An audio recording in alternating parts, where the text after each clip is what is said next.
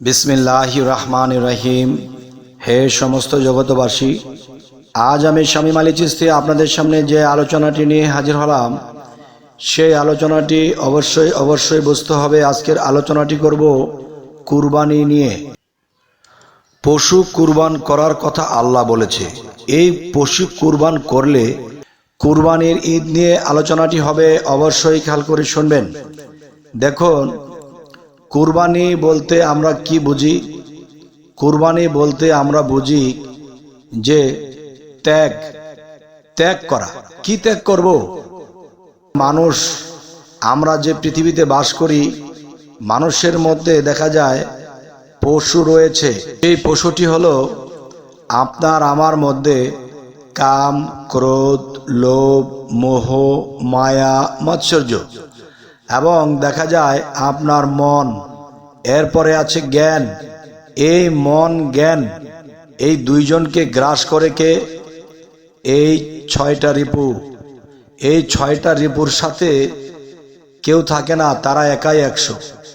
আর এই 6 রিপুর মধ্যে সবচেয়ে বড় পশু বা সবচেয়ে বড় বেইনসাফি সেটা হলো কাম। আর এই কামই হলো সেই বাকি 5টার মাস্টার। তাহলে বলবো, এই 6টা রিপু যদি মনকে গ্রাস করে ফেলে, তখন সেই মন জ্ঞানকে গ্রাস করে ফেলে। জ্ঞান যখন গ্রাস হয়ে যায়, তখন বিবেক হার্ট ফিল করে পড়ে থাকে। কারণ প্রত্যেকটা মানুষের মধ্যে একজন রাসূল আছে। যেরকম ফিকুল্লি উম্মতি রাসূল, প্রত্যেক উম্মতে একজন রাসূল আছে। তাই বলবো, প্রত্যেক ব্যক্তির মধ্যে একজন রাসূল আছে। সেই রাসূল বিবেকে মিশে থেকে তখন দেখা যায় যে 6 রিপু, 10 ইন্দ্রিয়, এবং দেখা যায় মানুষের ভিতরে জ্ঞান এবং মন, এই বিষয়গুলো কি অবস্থা হয়ে দাঁড়ায়? এমনই একটি অবস্থা হয়ে দাঁড়ায়, তখন দেখা যায় সেই বিবেকের মধ্যে যে রাসূল আছে, সেই রাসূল আপনাকে আর পরিচালনা করতে পারে না। তাই বলবো, হে সমস্ত জগতবাসী, আল্লাহ কোরআনে বলেছে তোমরা কুরবানি করো। যে কুরবানি করো তার মানে ত্যাগ করো। সেটা কি? তোমার মধ্যে পশুর স্বভাব, যেমন 6টা রিপুর মধ্যে দেখা যায় একটা রিপুর স্বভাবের মধ্যে রয়েছে।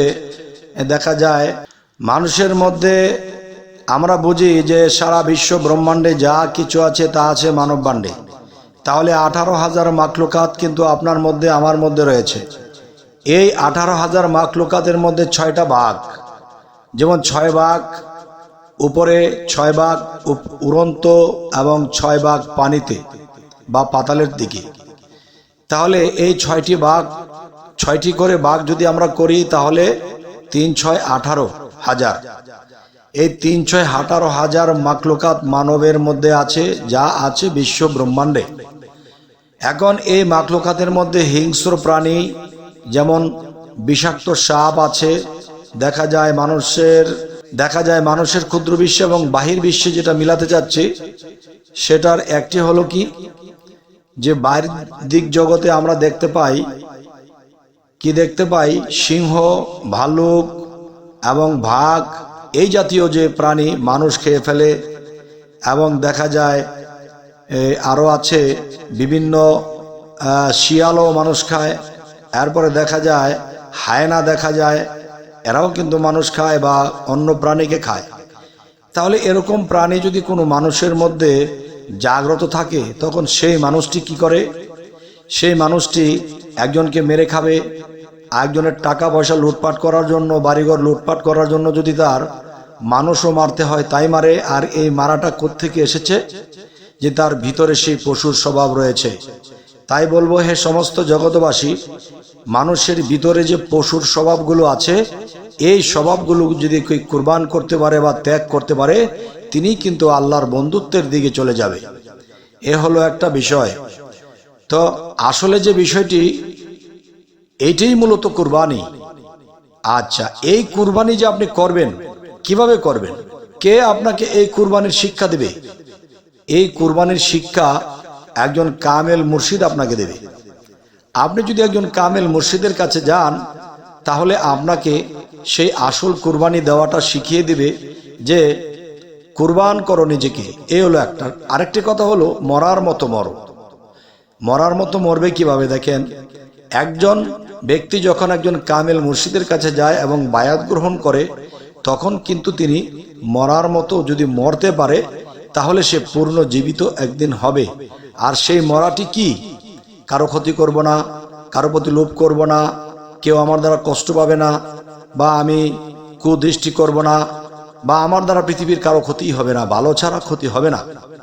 তখন আপনাকে যদি কেউ চর থাপ্পড় দেয় বা আপনাকে কেউ কষ্ট দেয়, সেটাও আপনি হাসি মুখে মেনে নিচ্ছেন, কাউকে প্রতি উত্তর না করে আরো বলে দিচ্ছেন, বাবারে আমাকে চর দিয়েছো, তোমার হাতে যদি ব্যথা পেয়ে থাকো তাহলে আমায় ক্ষমা করে দিও। এই যে একটি চরিত্র, এটা তো মরা মানুষের চরিত্র।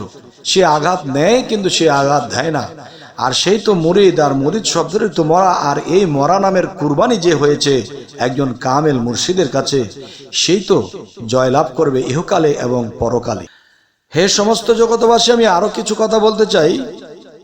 যে আপনারা বলতে পারেন যে আমরা 6 রিপুকে বা আমার ভিতরে যে পশু আত্মাকে কুরবান করব, তাহলে বাহ্যিকভাবে যে গরু, ছাগল, ভেড়া, বরকি, এই যে কুরবানির ঈদ বা এসে গেছে, যে এর মধ্যে অনেকে দামি 2 লক্ষ, 5 লক্ষ, 10 লক্ষ টাকা পর্যন্ত গরু কিনে তারা কুরবান করবে।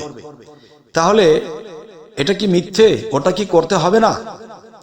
তবে হে সমস্ত জগতবাসী, সূরা হুজরাতের দিকে লক্ষ্য করলে পাওয়া যায় যে আল্লাহ বলেছে কি হবে আর কুরবানি কয় ভাগে কোনটি করলে আমাদের ইহকাল পরকাল ধন্য, আমাদের এটি জানা জরুরি।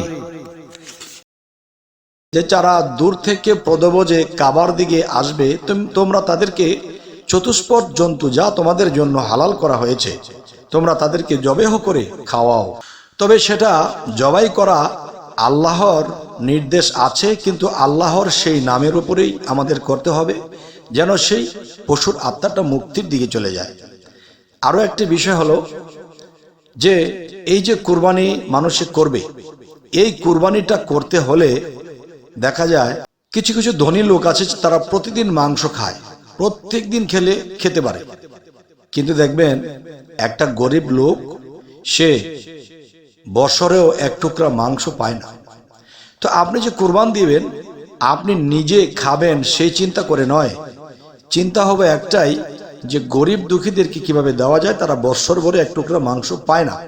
আর যেহেতু আল্লাহ এটা হালাল করেছে, এই হিসেবে দেখা যায় আপনি কম খেলেন, আপনি তো প্রতিদিনই খেতে পারেন, আপনি কম খাইবেন, আপনি কি করবেন, গরিব ও অসহায়দের মধ্যে বিতরণ করুন। তাহলে সেই মানব সেবাতে কিন্তু আল্লাহ খুশি হবে। তবে হে সমস্ত জগতবাসী, আমি এই কথাগুলো এই জন্যই বলছি, অনেকে বলবেন যে আপনি তো মারিফতের বা হাকিকতের যে কুরবানির কথা বলেছেন, তাহলে শরীয়তের যে কুরবানি এটাও তো লাগবে। তবে বাবারে, মানুষ বেঁচে থাকতে হলে তো খেতে হবে, খেতে হবেই। তার মধ্যে না খেলে কিন্তু আপনার শরীরের শক্তি থাকবে না, আর শক্তি না থাকলে কিন্তু আপনি আল্লাহকে ডাকতেও পারবেন না। তাহলে দেখা যায় আল্লাহর আদেশ আছে বিদায় সেই পশু জবাই দিয়ে শরীয়তে মাংস খাচ্ছে, কিন্তু মূলত হাকিকতের যে কুরবানি আর হাকিকতের যে পশু, সেটা হলো মানুষের থেকে বড় আউলিয়া কিছুই হয় না, আবার মানুষের থেকে বড় শয়তান, মানুষের থেকে বড় পশু আর হয় না। তাহলে কুরবানি তো তাদের জন্যই যাদের ভিতরে পশু আছে, তারা আরেকটা পশু জবাই করে খাবে, তখন ডবল পশুতে কি পরিণত হবে? না। তাহলে কি করতে হবে, যে আমার নিজের ভিতরের পশুকে কুরবান করার জন্য কামেল মুর্শিদের কাছে গেলে তিনি আমাকে কৌশল দেখিয়ে দেবে। যখন আপনার ভিতরে পশুগুলো কোরবানি হয়ে যাবে, তখন আপনি সেদিন থেকে পূর্ণ মানুষ হয়ে যাবেন। সমস্ত জগতবাসী, জানি না আমার এই কথাগুলো কি আপনার ভালো লাগবে কি খারাপ লাগবে। তো মূলত যে কথাটি আমি বলতে চেয়েছি, যারা পূর্ণজ্ঞানী, যারা অর্ধজ্ঞানী, যারা মধ্যজ্ঞানী, যারা নিম্নজ্ঞানী, তো আশা করি সকল স্তরের লোকেরা বোঝার জন্যে আমি প্রথম হাকিকত ও মারিফতের গোপন যে কুরবানি সেটা বলার চেষ্টা করেছি। আরও একটি কুরবানি আছে, সেটি মাঝখান দিয়ে বলবো আরও একটি হাকিকত। সেটা কি? সেই কুরবানি হলো দুনিয়ার কোনো কিছুর প্রতি বা দুনিয়ার কারো প্রতি আপনার কোনো মায়া থাকবে না, একমাত্র আল্লাহ রাসূল ব্যতীত।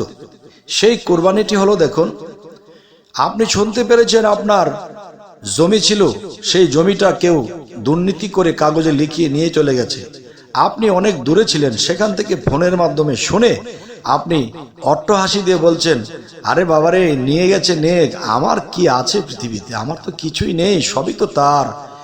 আর যদি তিনি আমাকে পাহারাদার হিসেবে জমি দিয়ে থাকেন তাহলে সেটাও তার, আমি পাহারাদারি করে পারিনি, হয়তো কেউ নিয়ে গেছে, তা নিয়ে যাক, আমার বলতে কি আছে, আমি তো তার, আমার আবার কি। যদি এমন কিছু চিন্তা ভাবনা করে যে তোমার তো সন্তান মারা গেছে, তুমি কোন দেশে আছো, বরিশালে আছো, তাড়াতাড়ি চলে এসো, তখন সেখান থেকে বলছে সন্তানটা মারা গেল, আচ্ছা আচ্ছা আচ্ছা ঠিক আছে, তাহলে এক কাজ করো, তোমরা একে সমাধান করো, আমার আসতে একটু দেরি হবে।